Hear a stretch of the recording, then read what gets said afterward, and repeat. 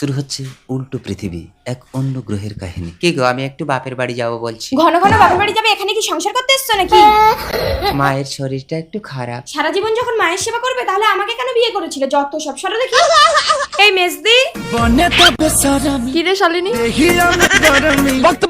এই আমার বর একটু বাপের বাড়ি যাবে বলছে, তোর বরকে একটু রান্নাটা করে দিতে বলতো। না না, হবে না, আমার বরের পেটে বাচ্চা, ও সব কিছু করতে পারবে না। বাচ্চা আর কোনো পুরুষের হয় না, তোমার বর তো দেখালো গো মেজশালী। এই তুই বেশি কথা বলিস না, এই জন্য তোর বাচ্চা নষ্ট হয়ে গেছে।